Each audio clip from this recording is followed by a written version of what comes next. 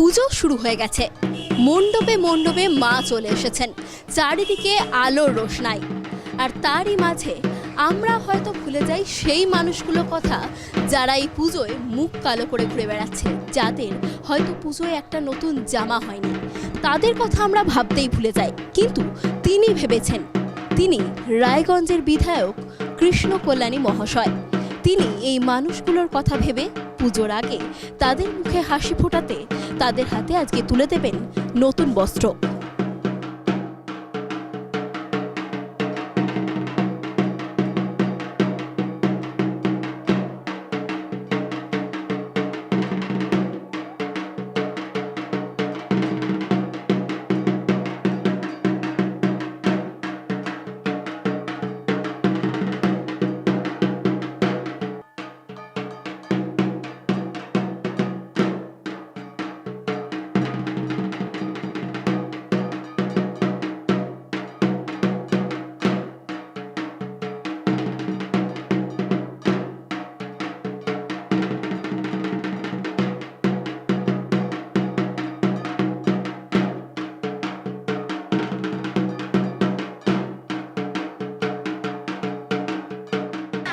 আপনারা সবাই ভালো আছেন? আপনাদের সকলকে দুর্গাপূজার আন্তরিক প্রীতি ও শুভেচ্ছা জানাচ্ছি। দুর্গাপূজা আমরা সবাই উৎসবে হিসাবে পালন করি, কিন্তু এবার দুর্গাপূজা বিশেষ তাৎপর্যপূর্ণ।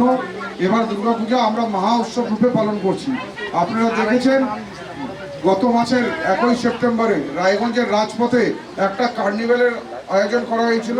সেই দিন থেকেই দুর্গাপূজার আগাজ চালু হয়ে গেছিল, কারণ দুর্গাপূজা এবার ইউনেস্কো একটি সংস্থা দুর্গাপূজাকে পশ্চিমবঙ্গের ধরোহর হিসাবে স্বীকৃতি দিয়েছে।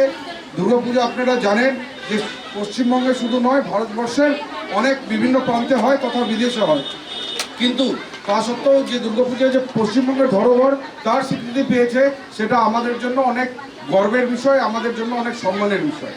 তো সেই জন্য মাননীয় মুখ্যমন্ত্রী আমাদের প্রত্যেকটা জনপ্রতিনিধিকে বলেছে এবার কেউ বাইরে যাবে না, নিজের নিজের এলাকায় জনগণের সাথে এই দুর্গাপূজাটা উৎসব থেকে মহোৎসবের রূপে পালন করতে। তো তাই আজকে ভাবেন আমি আপনাদের মাঝে এসেছি। আমার এই বস্ত্র দান কর্মসূচি আমি মহালয়ার দিন থেকে চালু করি। 25 তারিখ থেকে আমার গ্রামের 5টি অঞ্চলে দেওয়া হয়ে গেছে। কাল থেকে আমরা শহরের লাইনের ওপারে দিয়েছি, আজকে লাইনের এপারে। এখন আমি ভয়েস সুকান্ত ক্লাবের ওখান থেকে ফিরে এলাম, ওখানেও 9টা ওয়ার্ডকে দেওয়া হচ্ছে। তো আজকে আমাদের একটাই উদ্দেশ্য, আমার একটাই প্রয়াস, যাতে আপনারা মায়ের আরাধনা নতুন বস্ত্র দিয়ে করেন, সেটাই আমার একটা প্রয়াস।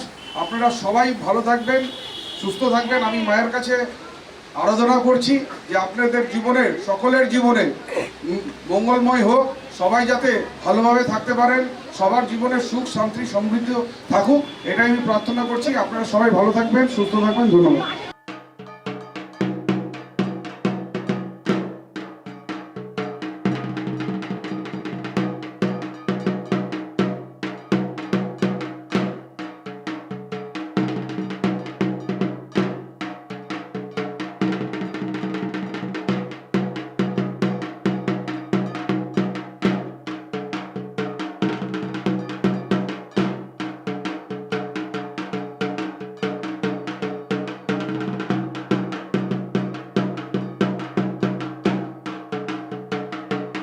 খুব ভালো লাগছে, আসলাম, নিলাম, খুব আনন্দ করলাম।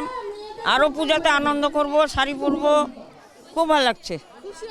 আমরা খুব খুশি, খুব খুশি। এখানে এসে আনন্দ হলো, খুব ভালো হলো, মজা হলো, সবাইকে দেখলাম, সবার সাথে এনজয় হলো। হ্যাঁ, নতুন জামাও হলো, নতুন জামাও হলো, সবই হলো, আনন্দ পেলাম।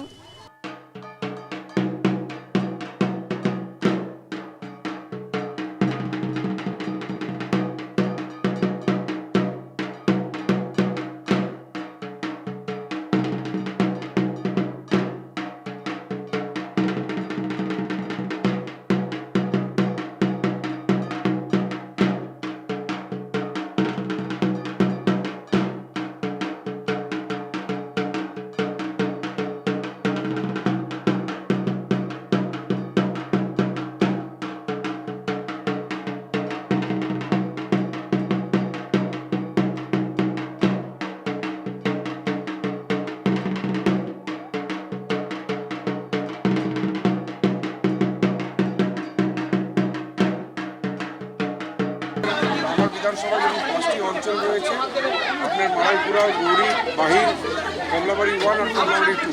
তো আমরা গ্রাম অঞ্চলটা অলরেডি বস্ত্র বিতরণ করে দিয়েছি।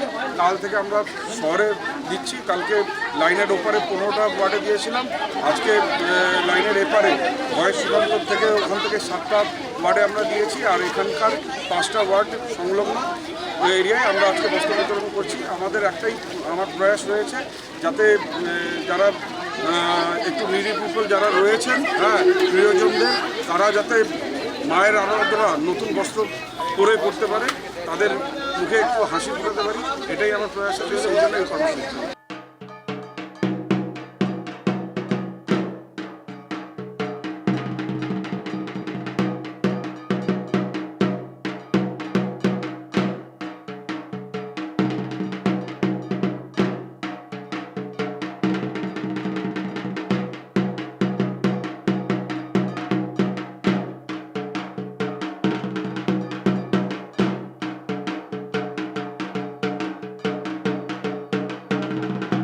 আমরা আমাদের মধ্যে পেয়ে গেছি আরও একজনকে, যার হাতে রায়গঞ্জের বিধায়ক কৃষ্ণ কল্যাণী মহাশয় স্বয়ং নতুন বস্ত্র তুলে দিয়েছেন পুজোর আগে।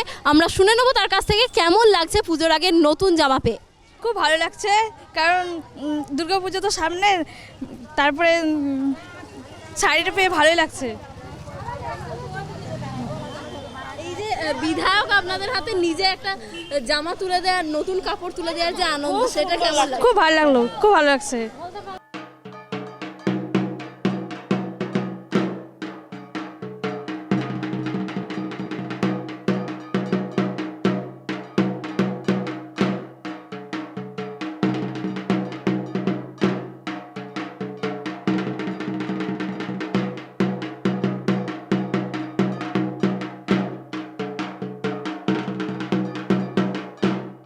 আপনারা দেখলেন যে পুজোর আগে এই নতুন বস্ত্র পেয়ে মানুষ কতটা খুশি, কতটা আনন্দিত। তারা স্বয়ং বিধায়কের হাত থেকে নতুন কাপড় জামা পেয়ে তারা খুবই আনন্দিত। ক্যামেরায় সৈকত দত্ত রায়ের সাথে অনন্যাদের রিপোর্ট, ট্রাইব টিভি।